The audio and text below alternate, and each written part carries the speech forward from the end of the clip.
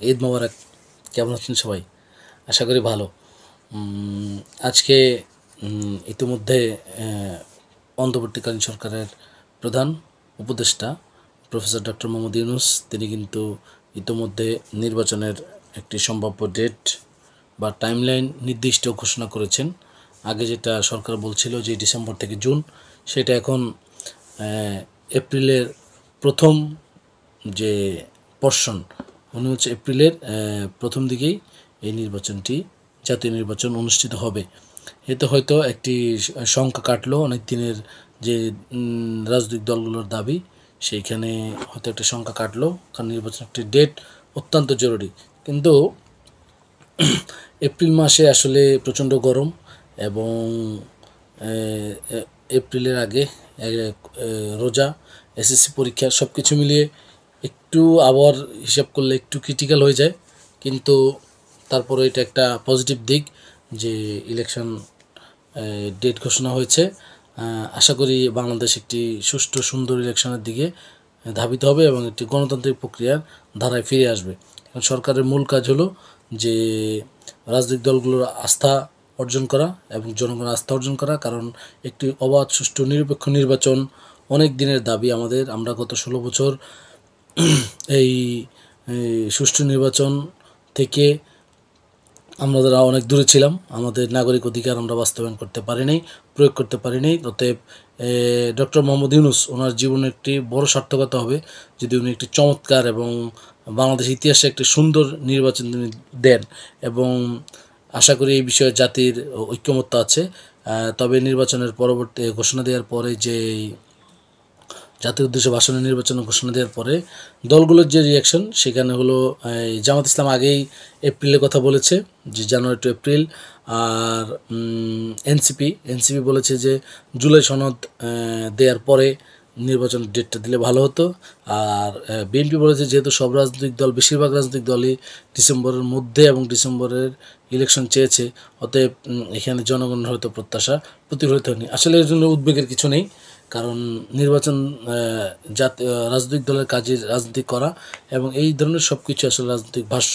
এখানে সকলে মিলে একটি সুন্দর নির্বাচন কীভাবে হয় সেটাই এখন মুখ্য বিষয়। এবং আরেকটি বিষয় সেটা হলো যে মোহাম্মদ ইউনূস জাতির উদ্দেশ্যে একটি গুরুত্বপূর্ণ কথা বলেছেন যে জুলাই সনদের ব্যাপারে, যে জুলাই মাসে ওনারা সরকার জুলাই সনদ প্রণয়ন করতে চায় সকল রাজনৈতিক দলের অংশগ্রহণে এবং সকলের স্বাক্ষর সহ, যেখানে সকলে এই প্রতিজ্ঞাবদ্ধ থাকবে যে বিষয়গুলো তারা ক্ষমতায় গেলেও সেগুলো তারা কন্টিনিউ করবে।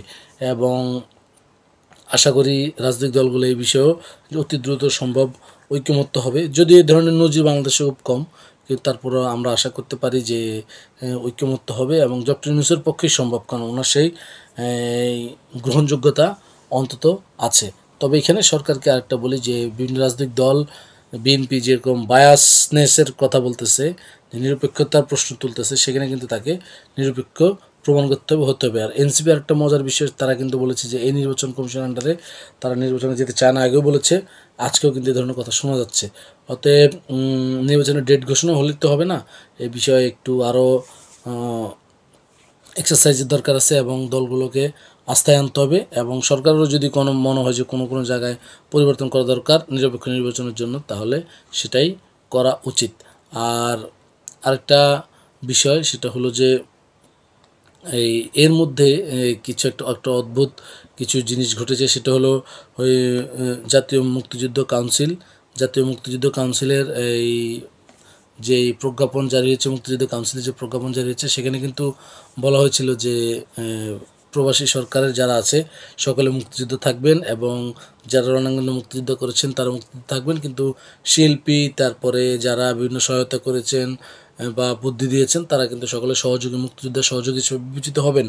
কিন্তু আসলে এই সংবাদটাকেই কিন্তু রাত্রেবেলা স্পেশালি সমকাল এবং তারপর অন্যান্য পত্রিকা সকলেই কিন্তু এটা বাজারে মিডিয়াতে ছেড়ে দিয়েছে যে আসলে মুক্তিযুদ্ধ বঙ্গবন্ধু তাজউদ্দিন আহমেদ, মনসুর আহমেদ, সৈয়দ মনসুর, ওনারা কিন্তু এই আর মুক্তিযোদ্ধা নাই।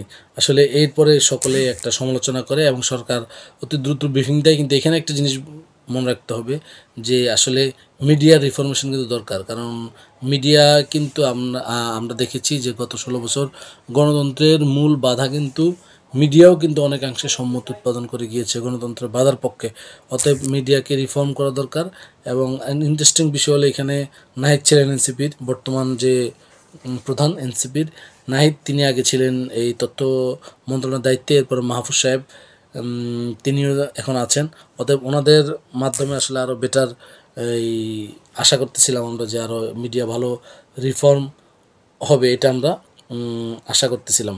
আর এছাড়া আরেকটা পজিটিভ নিউজ হলো এনসিপি ইতোমধ্যে ক্রাউড ফান্ডিংয়ের কথা বলেছেন যে জনগণ তাদেরকে জনগণের পক্ষ থেকে টাকা দেওয়া, চাঁদা দেওয়া, চাঁদার মাধ্যমে তাদের দলটা চলবে। এবং তারা ইতিমধ্যে বিভিন্ন স্মারক, টি শার্ট এবং মগ এগুলা বিক্রি করে ফান্ড রেজ করার চেষ্টা করতেছে।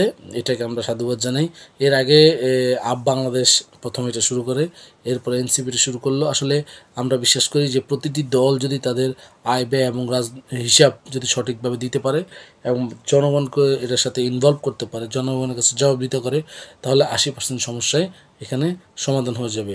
তো ঈদ আবারও সকলকে ঈদের শুভেচ্ছা জানাই। এবং একটা বিষয় সেটা হলো ঈদ ঘনিয়ে আসছে, আগামীকাল সকালবেলা ঈদ, সবাই পশু কোরবানি করবেন। আল্লাহ পাক যেন আমাদের কোরবানিগুলো কবুল করেন এবং আমাদের মনের পশুগুলো যেন আল্লাহ ধ্বংস করে দেন। তখন ভালো থাকবেন সবাই এবং দোয়া করবেন। আমরা একজনের জন্য দোয়া করি। আসসালামু আলাইকুম রহমতুল্লাহ। আবারও ঈদ মুবারক।